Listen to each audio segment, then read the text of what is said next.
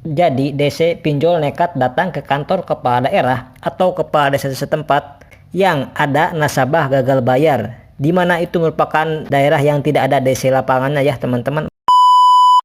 Assalamualaikum warahmatullahi wabarakatuh. Di video kali ini kita akan membahas gagal bayar pinjaman online, DC pinjol datang ke kantor kepala desa. Maksudnya gimana? Maksudnya seperti ini ya teman-teman.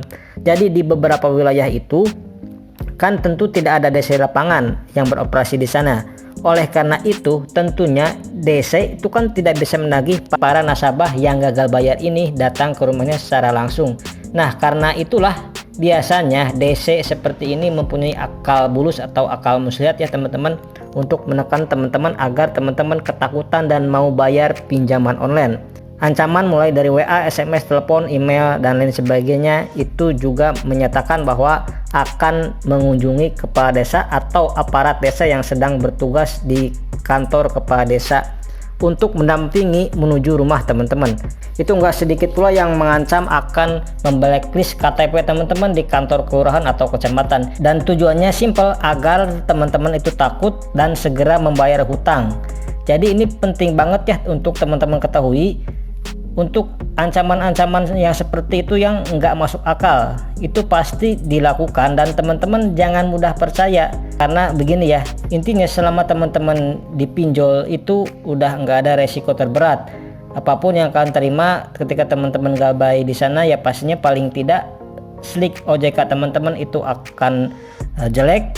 Yang mau ancamannya mendatangi kepala desa atau presiden pun itu mungkin urusan hutang piutang hanyalah kepada yang bersangkutan, bukan berarti kepada aparat desa ya teman-teman.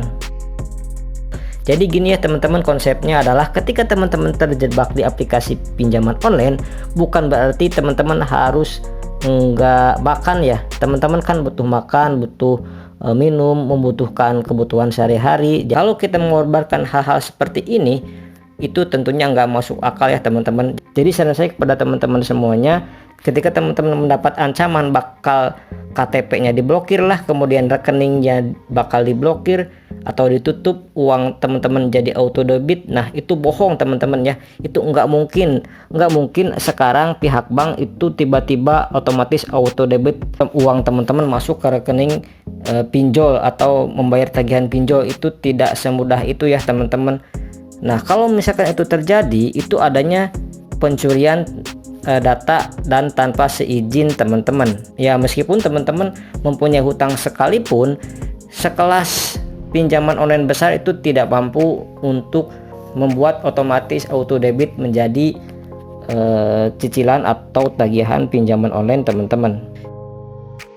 Karena ini banyak sekali yang bertanya ya teman-teman, yang mana sekelas Akulaku itu kan DC-nya sudah tersebar di seluruh hampir Indonesia, tapi kok bisa sih DC-nya itu enggak datang padahal sudah telat bayar selama 7 bulan lamanya, dan lokasinya juga di kota ya teman-teman, bukan di luar Pulau Jawa tapi di kota besar seperti di Bandung, Surabaya, Semarang, Jakarta, dan lain sebagainya. Nah ini kok bisa? Setelah kita coba cari tahu hal-hal seperti ini, biasanya itu mungkin banyak sekali faktor ya. Di antaranya banyak di daerah tersebut memang itu hutangnya lebih besar dan galbanya sudah jauh lebih lama. Jadi pada dasarnya ketika teman-teman itu telat bayar baru 1 bulan atau di bawah 1 bulan, untuk di Akulaku itu kemungkinan kecil sekali untuk didatangi DC lapangan. Namun untuk teman-teman yang sudah lewat 3 bulan ke atas di kota-kota besar, itu akan didatangi DC pinjaman online Akulaku.